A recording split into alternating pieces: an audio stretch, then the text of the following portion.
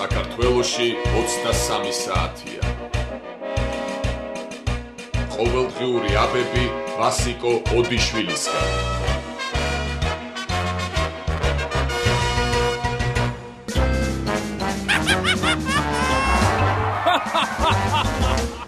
აკაკი ბობოხიძეს ეუბნება პარლამენტარი მეგობარი. კაკო, რაც თავი მახსოვს, სულ მუშტებზე იყურები და ცოტა თავი და გონებას გამოიყენეო. კაკო კიდე პასუხობს, აბა იმ დღეს კბილებში რომ მივეცი, თავი აბა ეგ რა იყო.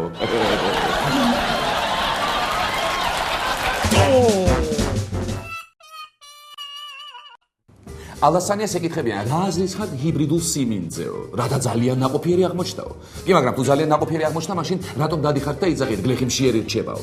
არა, გლეხები რაშუაში არიან, ჩვენ საარჩევნო კამპანიისთვის აღმოჩნდა ძალიან ნაყოფიერიო.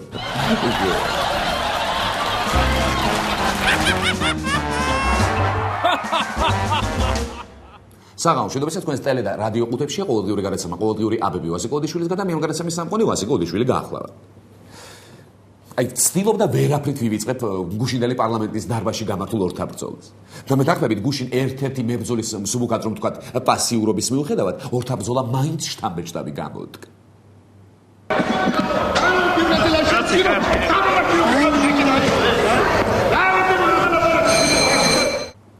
დიახ.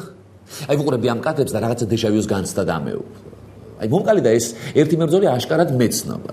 სადღაც კიდე მაქვს ამ კაცის ბრძოლა ნანახი. ან წაკითხული მაინც უნდა მქონდეს კაც. მისი ბრძოლის შესახებ. კი, სწორედ ის იყო. აი, სხვა პროფესიის ხალხსაც რო ცემდა, ხო? აი, ისა, ჩემი თუ არ ჯერათ, ეს ძველი სტატია იხილეთ. პრეზიდენტის რწმუნებულმა ჟურნალისტს ხვირი გაუტეხა. დიახ, სტატია 2005 წლით არის დათარიღებული და მაშინ ჯერ კიდევ პრეზიდენტის რწმუნებული კაკო ბობოხიძის ორთაბრძოლა აღწერილი. უბრალოდ რა ყოფილა კაცო ეს მოუთოკავი და მგზნებარე კაცი. სიტყვის თავისუფლების ხარისხი არ მოწონს, ჟურნალისტს წემს. რუსული გავლენის გაძლიერება აღშფოთებს, დეპუტატს უთყაპუნებს. მოკლედ კიდევ კარგი ახლა ეს კაცი ნაციონალურ მოძრაობაშია და მხოლოდ ეს ორი პრობლემა აწუხებს, ხო? კიდე კაი ახლა. მრავალი პრობლემისგან გაწამებულ ლეიბორისტებში არ არის, თორემ უეჭველი დღეში სამჯერ გაიფენდა რომელიმე ჩვენებურს წიხვეში. გუშინდელ პარლამენტის ხდომაზე გარდა ბობოხიძე მამრაძის ინციდენტისა კიდე მოხდა ერთი შეხლა-შემოხლა. ოღონდ სიტყვიე. Facebook-ელ მეგობრებთან თქვენი პურმარილები რესტორან კოპალაში ნამდვილად ვერ შეუწყობს სახელმწიფო ბიუჯეტის ხარჯზე მით უმეტეს პარლამენტარიზმის განვითარებას ხელს.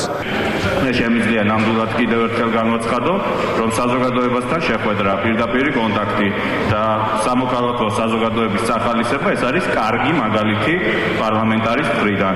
შემიძლია ისიც გითხრათ, ცუდი მაგალითი რა არის პარლამენტარის მხრიდან. ცუდი მაგალითია, როდესაც მაგალითად პატიმართა ოჯახებისგან ცდილობ ფულის გამოძალვას რაღაც დაპირებების სამაგიეროდ. ეს არის ცუდი მაგალითი. დიახ, აი ესეთი რეპლიკები ესროლის ერთმანეთს, მაგრამ საბედნიეროდ ეხლა ცემატყებამდე არ მისულასა.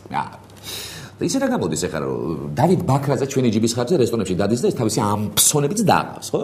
და ამას ამ ყველაფერს პარლამენტარიზმის განვითარებას ეწევს. მივხვდი. აი ეხლა მივხვდი რატომ არ ჩამოიშალა ჩვენი დემოკრატია.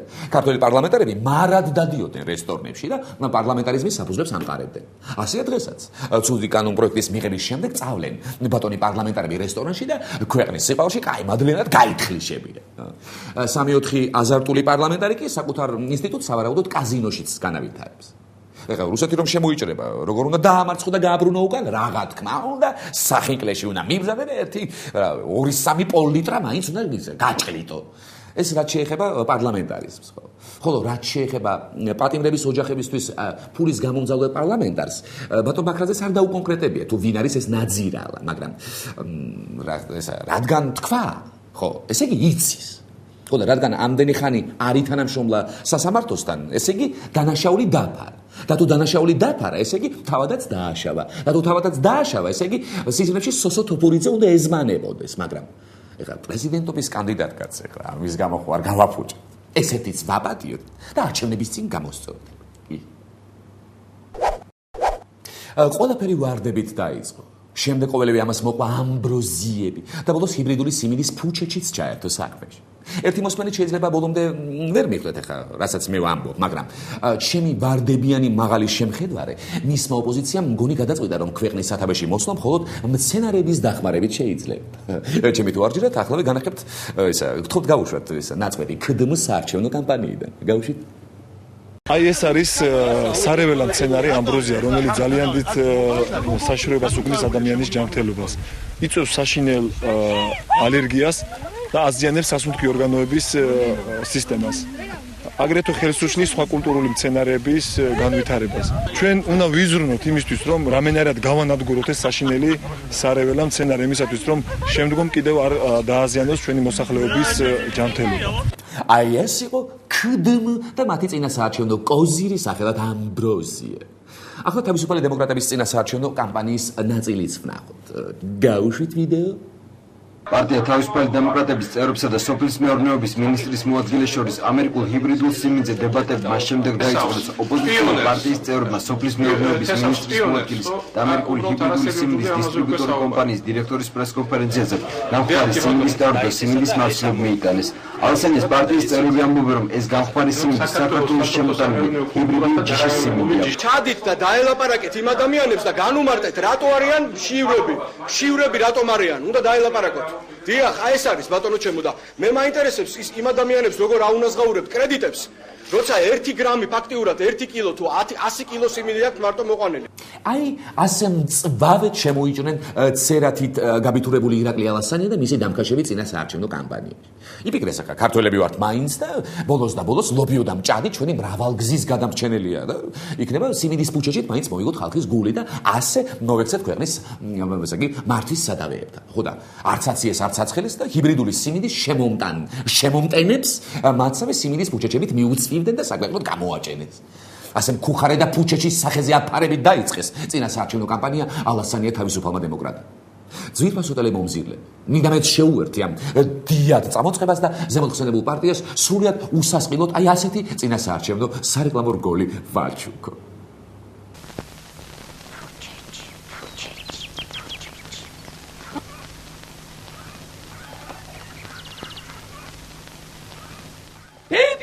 ბებია, ალასანია დემოკრატი მოდის წინასაარჩევნო აგიტაციის ჩასატარებლად.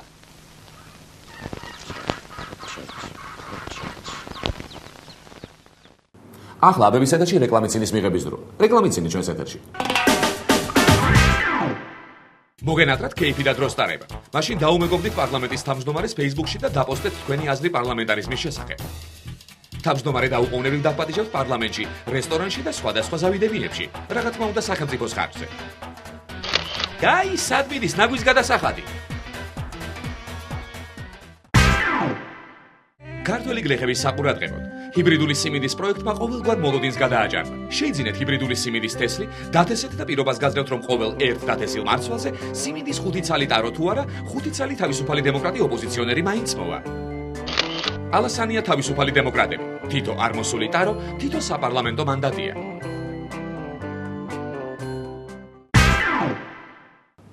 ბრძენთა უმაღლესმა საფიხვნომ, როგორც ჩვევია ხოლმე გადაუდებლად და დაჩქარებული წესით, ქვეყნის გაძლიერებისა და ეკონომიკის მდგრადი განვითარებისთვის კიდევ ერთი საჭირო და მნიშვნელოვანი გადაწყვეტილება მიიღო. ამ ინფორმაციას ინტერპრეს ნიუსზე წავაწყ.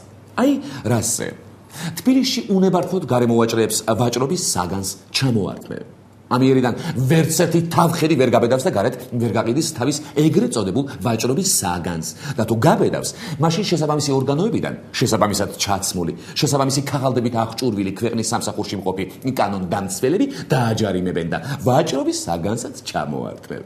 ეს ყოველივე რომ ხალხისთვის კეთდება, ახლა მაშინ ეჭვი ხომ არ გეპარებათ, ხო? ისევ ქალაქის სისუფთავისთვის, წესრიგისთვის, ისევ თქვენი ჯანმრთელობისთვისო, ჩვენო თანამოქალაქენო. ოღონდ თქვენი ყავითო კარგათო და ესე იგი ჩვენი ძვირფასი თვითმმართველი ორგანოები მზად არიან, როგორც ქვეყნის მსახურებმა ამ პროდუქტების დაჭაშნიკებაც და მოხმარებაც თავის თავზე აიღონ და თქვენი კუჭები იხსნან არაჯანსაღი პროდუქტისგან. თქვენი ფეხები კიდევ უხარისხო წინდებისგან დაიცვენ. ბრძენთა საბჭომ ისიც გაითვალისწინა, რომ ეკონომიკის მდგრად განვითარებას მდგრადი და ყოველგვარ რევოლუციური იდეებს მოკლებული გლეხი ჭირდება. ამიტომ განსაკუთრებული შეღავათიც დაუშვა და დაადგინა, რომ თუ რეალიზატორს მხოლოდ 2 კილოგრამამდე კიტრსა და 4 კილოგრამამდე ჭანჭურს აღმოუჩენენ და თუ ინსპექტორიც ძალიან მშიერი არ იქნება, ჯარიმას აღარ გამოწერს და მხოლოდ ამ პროდუქტებს ჩამოართმევს, ესე იგი, დასანაკრებლად. ეს მართლაც დიდი შეღავათია ჩვენი ქვეყნის მოსახლეობისთვის. ჩვენი ქვეყნის პრიორიტეტი ხომ სწორედ მდგრადი ეკონომიკური განვითარება და ძლიერი გლეხია. თუ არ ჯერათ, აგე ალავიძეს და ბალავაძეს კითხეთ. გუბას სანიკიძეს ITV-ს ჟურნალისტმა იარაზე მარელი დააყარა და ერთი ასეთი ამბავი გაახსენა. ინტერვიუ მივეცი, სადაც თქვი, რომ ის ადამიანები, ვინც ნახევარკილო ფქვილზე და შაქარზე და ოცლარზე ქვეყანას ყიდის, ის არის საქონელი და ამ ჭკუაზე ვარ კიდე დღეს. შენ წარმოიდგინე, რაც არ უნდა გაგიკვირდეს. არგუმენტი გასაგებია, მაგრამ გაკოტრებულ ქვეყანაში დამშეული ამომრჩეველი რომ ფიქრობს, ვის მისცეს ხმა, რეკეტირ ხელისუფლებას თუ გაკოტრებულ ოპოზიციონერს და აი ამ დროს რომ ღიმილის ბიჭები ერთომარად ფქვილს მიუტანენ და გაუღიმებენ, არც დაფიქრდება და ისე მისცემს ფქვილის ტომარას ხმას. მეც ასე მოვიქცეოდი იმ გარემოში და საერთოდაც არ ვიგრძნობდი ხა თავს ცხოველად, რადგან მე შეებოდა. რაც შეეხება ალეგორიებს, მე უფრო მგონია რომ ქართველი ერი არის ცხვარი, რომელსაც ყავს ხელისუფალი მგელი და ოპოზიცია ტურა. შარვალ კოსტუმიანი მგლები წელიწადში ერთხელ პარსავენ საბრალო ცხრებს. განაწყენებული ცხრები მივდიან ტურებთან და შეშივლებენ. ბეო, ტურები კიდე იტყვიან. აბა ეს რა მოქსვლიათ კაცო, აუცილებლად მოკითხავთ პასუხს ამ არამზადებს. სწავლე მგლებთან და ნახევარ მატყლს გამოართმევენ. საბოლოოდ ყველაფერი ისე დარჩება, ისე, როგორც საუკუნეების მანძილზე. უბრალოდ მე მაინც ერთი რჩევა მინდა მოგცეთ პატივცემულო ცხრებო. მომავალ არჩევნებში მაინც და მაინც ასეთ მაღალ მგელს ნუ აირჩევთ. შედარებით დაბალი აირჩიეთ, რომ ამდენი აღარ ჭამოს. არც ისეა საქმე, როგორც ამას ჩვენი ხელისუფლება გვეუბნება. ყველაზე მნიშვნელოვანი მოვლენა კახეთში, ანუ რთველი დაამთავრდა, მაგრამ გლეხები ყურძეს ვერ აბარებენ. ამას საინფორმაციო სააგენტო პრესა GTV აქვეყნებს. რთველის მიმდინარეობით უკმაყოფილო გლეხებმა სიღნაღის რაიონის სოფელ ძველ ანაგაში საპროტესტო აქცია გამართეს. აქციაში 200-ზე მეტი გლეხი მონაწილეობდა. როგორც აქციის მონაწილეებმა კახეთის საინფორმაციო ცენტრს განუცხადეს, ყურძენმა ლპობა დაიწყო. ღვინის ქარხნები კი რქაწითელის ჯიშის ყურძენს ამ დრომდე არ იბარებენ. რატომ წუწუნებენ გლეხები? რით არიან უკმაყოფილო? კვირაში ერთხელ მაღალი კახალ გლეხებს ხვდება და არც ერთ მათგანს არ დაუსვავს კითხვა მაღალო ყურძნის მოსავალი სადუნად ჩავაბაროთო. მხოლოდ მადლობები. მაღალმა რომ სიღნაღის 3 ქუჩა გაარემონტა, ორსაფხი წყალი შეიყვანა და სკოლაში აბლაბუდები ჩამოწმინდა. აი ამ ყველაფრისთვის მადლობა მაღალს, მაგრამ სადუნად წაიღონ ეს ყურძენი?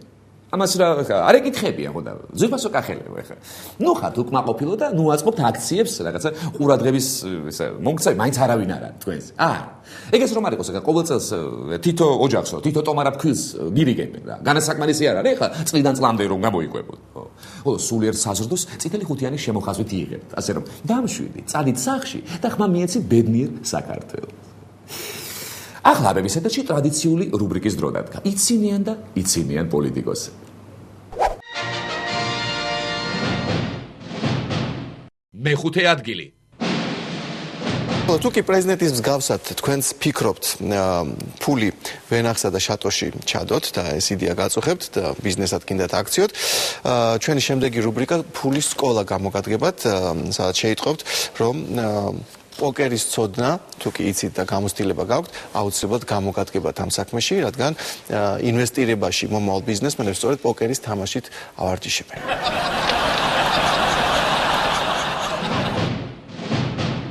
მეოთხე ადგილი. ჩვენ გვაქვს საშუალება წელს რომ გავიტანოთ ექსპორტზე სიმინდი, რაც არის უპრეცედენტო შემთხვევა საქართველოს უახლეს ისტორიაში.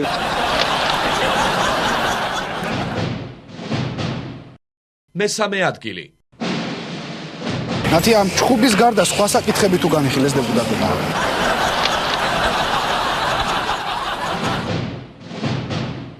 მეორე ადგილი. მამრაძე ჩხუბის დროს ადგილიდან არ განძრეულა, ამბობს რომ წარსულში ვარჯიშობდა და არ შეშინებია.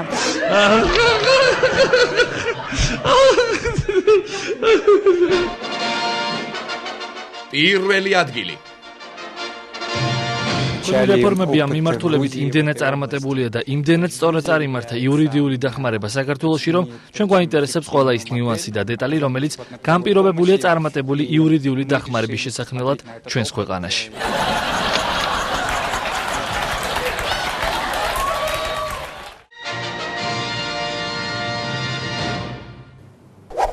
ეს გახდათ გადაცემა ყოველდღიური აბები ვასიკო ოდიშვილისგან.